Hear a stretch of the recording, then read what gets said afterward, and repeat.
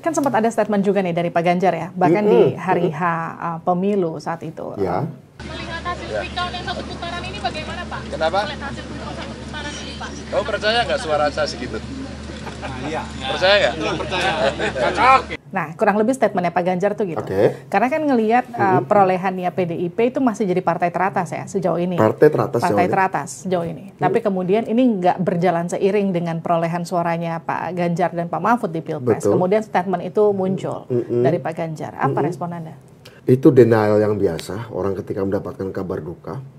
Tapi yang membantah ya, mengingkari itu biasa. Cuma yang membedakan pemimpin dengan orang bukan pemimpin adalah kalau orang bukan pemimpin akan menyatakan denialnya itu ke publik. Curhat kemana-mana. Tapi kalau seorang pemimpin seharusnya denialnya itu hanya untuk dirinya sendiri atau orang terdekatnya. Entah istrinya, entah suaminya, entah anaknya, entah ibunya. Seorang pemimpin saya pikir harus bisa meredam. Jangan sampai pengungkapannya yang denial itu, mengingkari itu, disebarkan ke publik dan kemudian malah jadi orang mikir satu, dia nggak bisa kontrol. Kedua, wow, dia melawan fakta. Dia melawan angka. Ini malah buruk, malah nggak bagus menurut saya. Jika saya jadi penasihat Mas Ganjar, saya akan wanti-wanti untuk tidak melakukan itu. Tapi kan kemudian narasi yang muncul memang kecurangan secara TSM, salah satunya memang sudah didesain sedemikian rupa, dapat sokongan dari pemerintah, lewat awalnya gugatan di MK, kemudian terakhir dimuluskan lewat bansos, begitu. Artinya ada campur tangan ketika Pak Jokowi dulu sempat ngomong, saya akan cawe-cawe.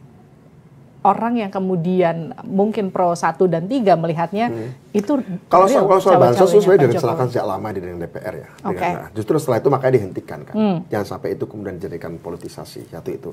Kedua, soal kecurangan. Kita tahu bahwa ini tidak prosesnya tidak ideal, tidak sempurna. Tapi kita tahu loh, Livi, di beberapa tempat kita juga menjadi korban kecurangan. Di beberapa pemilihan di luar negeri, di Malaysia, di Taiwan, juga ada beberapa kasus di mana kertas suara juga sudah banyak dicoblos begitu sehingga kemudian tidak terjadi merugikan kita juga. Kita sudah menjadi korban. Satu itu. Kedua, kecurangan ya. Tapi saya yakin itu tidak masif. Apa kecurangan yang menimpa kami? Saya yakin juga tidak masif.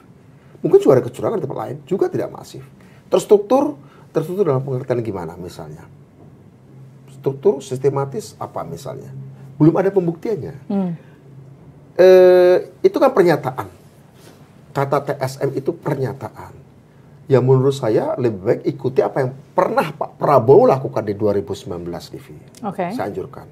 Pertama, ya adukan saja, ya. Tapi di lain pihak secara politis Pak Prabowo juga bisa mengucapkan selamat pada Pak Jokowi pada tahun 2019. Kenapa dua hal itu tidak bisa dilakukan bersamaan? Instead of bicara itu terus, ya saya anjurkan silakan adukan, tapi juga ucapan selamat. Kami tidak mengemis ya, tidak ada kewajiban juga. Ini kan soal unggah-ungguh biasa saja. Tapi oke, kita tidak akan menuduh macam-macam bahwa ini adalah suatu bentuk untuk mengacaukan atau mensabotase. Kami tidak akan, itu bagian dari hak demokrasi, begitu. Silakan aja. Saya juga tidak dalam posisi untuk mengatakan tuduhan mereka benar atau salah. Tidak dalam posisi itu. Ya, saya tentu akan mengatakan tidak benar. Tapi pada akhirnya kita serahkan ke wasitnya saja.